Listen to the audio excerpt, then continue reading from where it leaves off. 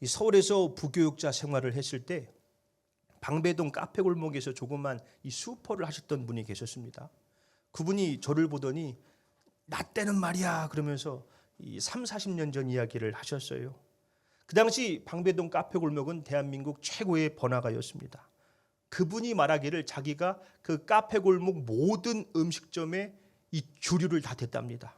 물론 그분 말이에요. 뭐 어디서부터가 진짜인지 가짜인지는 모릅니다. 한 번은 이름만 대면 다 아는 서울의 유명한 깡패가 찾아와가지고 자기 거래처를 다 뺏으려고 했답니다. 그래서 이분이 그분을 끌고 가가지고 골목에서 그냥 손을 봐줬대요. 물론 그분 표현이에요. 내가 어디 가서 맞았다는 얘기만 하지 말아달라고 싹싹 빌길래 알았다고 하니까 얼씬도 안 했답니다. 그날 장사가 끝나면은 그날 번 돈을 이 방바닥에 쫙 꺼내놓는답니다.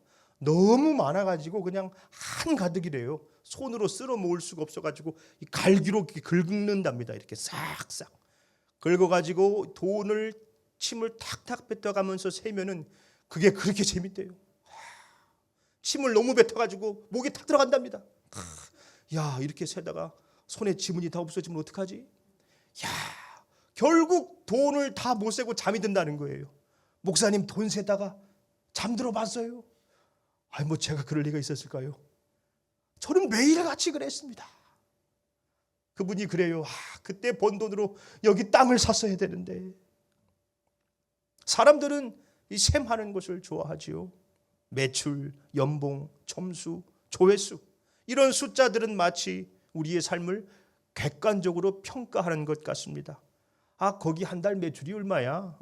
인스타 팔로워가 몇 명이야? 조회수가 몇이야? 그러다 보니까 자꾸 그 수에 민감해지지요. 자꾸 세어봅니다. 그 숫자가 올라가면 마음이 뿌듯해지고 떨어지면 한숨이 푹 나오죠. 교회도 마찬가지입니다. 그 교회 성도가 몇 명이야? 1년 경상비가 얼마야? 이 셈하는 것을 좋아해요. 오늘 본문의 다윗도 셈을 합니다. 요압을 시켜가지고 인구를 조사하는 거예요. 인구 조사라고 하면은 전쟁에 참여할 수 있는 20세 이상 남자를 계수하는 겁니다. 인구 조사의 목적은 단순합니다. 군대를 징집하고 세금을 징수하고 노역을 시키기 위해서였습니다. 백성들의 육체적, 경제적 헌신을 강제하는 것이었죠. 그러니 누가 싫어하겠습니까? 당연히 백성들이 싫어하죠.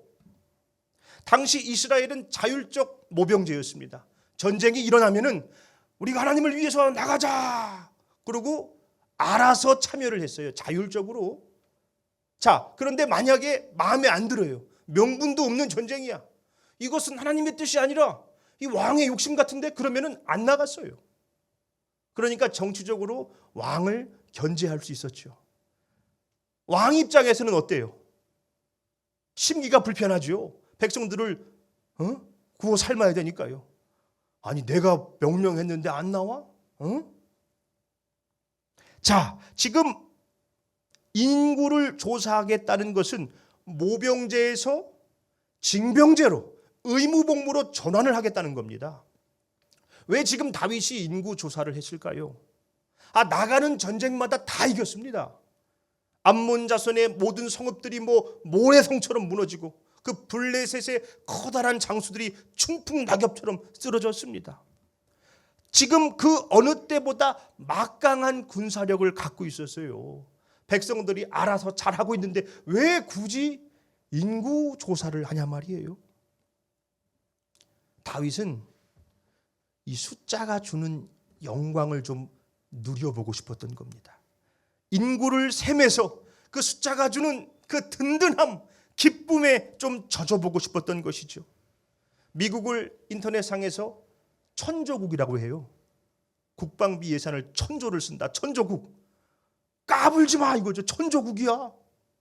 다윗이 지금 그걸 하고 싶은 겁니다. 우리 군사력이 얼마야?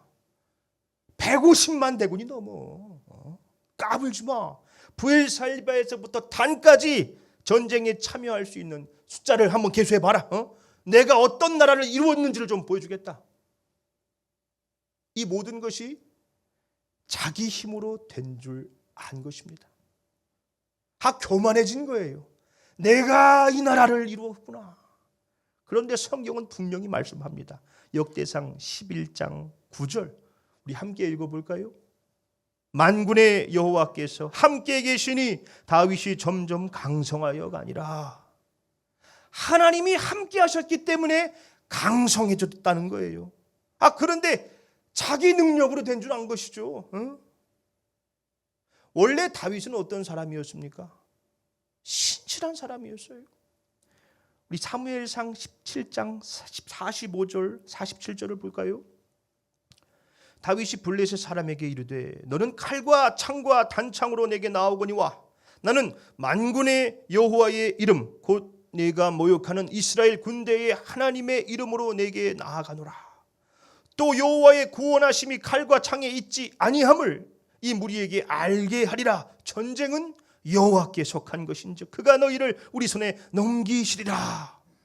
전쟁이 하나님의 손에 달렸다는 거 다윗이 누구보다 잘 알았습니다. 그러니까 그렇게 수많은 전쟁을 뛰어다녔지요. 그런데 이제는 무서울 게 없어졌습니다. 다윗이 진짜 무서워해야 될 것은 그 은혜를 잃어버린 자기 자신이죠.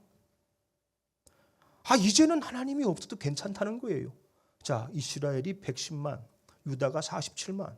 자, 이 숫자를 가지고 잘 군대를 조직해가지고 세금 걷고 노역시키면은 나라가 알아서 잘 굴러가겠지? 이 숫자로 한번 해보자. 하나님의 은혜 때문에 여기까지 왔지만 이제는 하나님을 의지하지 않고 이 숫자를 한번 의지해서 살아보겠다는 것입니다. 이것은 하나님 앞에 너무나 큰 죄악이었습니다. 그래서 성경은 뭐라고 말씀합니까? 본문 말씀 1절이지요. 사탄이 일어나 이스라엘을 대적하고 다윗을 충동하여 이스라엘을 계수하게 하니라. 자, 사탄의 꾀에 넘어가서 아담과 하와가 선악과를 먹고 낙원에서 쫓겨났습니다. 지금 사탄의 꾀에 넘어가 가지고 다윗이 이스라엘을 계수했다가 하나님 앞에 큰 벌을 받아요. 하나님을 의지하지 않고 소를 의지하겠다는 겁니다. 뭐 하나님이 밥 먹여주나? 내가 벌어서 내가 먹고 사는 거지? 돈으로 사는 거지 무슨 믿음으로 살아. 돈이 있어야 되지. 그래도 앞으로 어떻게 먹고 살려고 그래? 통장에 얼마 있어? 어이구 참. 지금까지 하나님의 은혜로 살았지만 아니라는 거예요. 우리가 왜 염려합니까? 내 힘으로 살기 때문이죠. 능력 없는 내 힘으로 살아야 되니까 걱정이 돼요, 안 돼요? 그런데 하나님을 의지한다면 지금까지 여기까지 인도하신 하나님 앞으로도 인도해 갈 것 아닌가? 하나님께 맡기자 그럴 거 아니에요. 그런데 내 힘으로 산다. 숫자로 산다는 것입니다. 이것이 얼마나 큰 죄악이었는지 요압도 알았습니다. 본문 말씀 3절이지요. 요압이 아뢰되 여호와께서 그 백성을 지금보다 100배나 더하시기를 원하나이다. 내 주 왕이여 이 백성이 다 내 주의 종이 아니니까 내 주께서 어찌하여 이 일을 명령하시나이까? 어찌하여 이스라엘이 범죄하게 하시나이까? 하나님께서 100배나 더 해주실 거예요. 그런데 왜 그런 범죄를 저지릅니까? 그런데 막 밀어붙여요. 본문 말씀 4절이죠. 왕의 명령이 요압을 재촉한지라. 드디어 요압이 떠나 이스라엘 땅에 두루 다닌 후에 예루살렘으로 돌아와. 자, 여기서 재촉한다는 것은 하자크, 강하다, 우세하다는 말이에요. 다윗이 그러는 겁니다. 네가 지금 내 말을 잘러? 내가 왕인데? 까라면 까. 그래서 지금 요압이 간 거예요. 결국 어떻게 됐습니까? 본문 말씀 7절이죠. 하나님이 이 일을 악하게 여기사 이스라엘을 치심해. 이 일 때문에 하나님이 이스라엘을 치십니다. 3일간 전염병으로 7만 명이 죽었어요. 왜 그렇게까지 하시나? 너무 심한 거 아니야 이거? 잘못은 다윗이 했는데 왜 백성이 죽어야 돼? 그런 신정론의 문제는 이 본문을 해석하는데 오히려 걸림돌이 됩니다. 그러니 그것은 잠시 접어두고 오늘 본문은 하나님의 은혜로 살아온 다윗이 이제는 하나님 의지하지 않고 자기 힘으로 이 숫자를 의지하며 살겠다는 것이 얼마나 큰 죄악인지를 말씀하고 있는 겁니다. 저도 가끔 이 수 때문에 근심할 때가 있어요. 이 교회를 운영하다 보니 뭐가 들어가요? 돈이 들어갑니다. 월세도 나가야 되고요. 사례비, 구제비, 공과금, 식대, 선교비.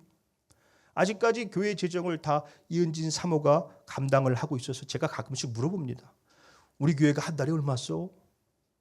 그럼 얼마 쓴다고 알려줘요. 그럼 또 물어보죠. 한 달에 헌금이 얼마나 들어와? 그럼 또 말해줘요.